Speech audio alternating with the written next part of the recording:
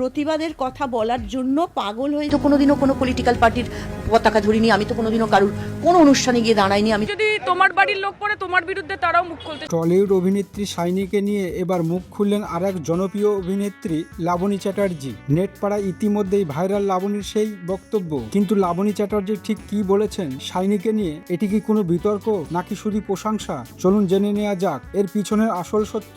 সম্প্রতি একটি সংবাদ মাধ্যমের মুখোমুখি হয়ে লাবণী চ্যাটার্জি শাইনির ক্যারিয়ার এবং ব্যক্তিত্ব নিয়ে কথা বলেন। সেখানে তিনি শাইনিকে একজন অত্যন্ত স্ট্রং মাইন্ডেড এবং স্বাধীনচেতা মানুষ হিসাবে উল্লেখ করেন। লাবণী স্পষ্ট জানান, শাইনি যখন যেটা কাজ করেন তা অত্যন্ত সততা এবং সাহসের সাথে করেন। তিনি শাইনির কাজের প্রতি একাগ্রতার প্রশংসা করেন। শাইনি এমন একজন মানুষ যে নিজের শর্তে বাঁচতে ভালোবাসে। ও যাই করুক না কেন স্পষ্টবাদিতা আর লড়াই ও মানসিকতা সত্যিই প্রশংসনীয়। শাইনিকে নিয়ে সোশ্যাল মিডিয়ায় যে সমস্ত ট্রোল বা সমালোচনা হয় তা নিয়েই লাবণী নিজের মতামত জানান। তিনি বলেন, সমালোচনা করা সহজ, কিন্তু শাইনি যেভাবে সমস্ত বাধা পেরিয়ে নিজের জায়গা ধরে রেখেছেন তা মোটেই সহজ নয়। তবে একজন সহকর্মী হিসাবে লাবণী এটাই চান যে শাইনি যেন তার অভিনয় ক্যারিয়ারের দিকেও সমান নজর দেন, কারণ দর্শকরা পর্দায় তার অভিনয় মিস করছেন। তো এই ছিল লাবণী চ্যাটার্জির বক্তব্যের আসল তথ্য। কোনো রকম কাদা ছোড়াছড়ি নয়, বরং একজন সহকর্মী হিসাবে শাইনির প্রতি সম্মান ও ভালোবাসায় প্রকাশ পেয়েছে লাবণীর কথায়। লাবণী চ্যাটার্জি এই মন্তব্যের সাথে কি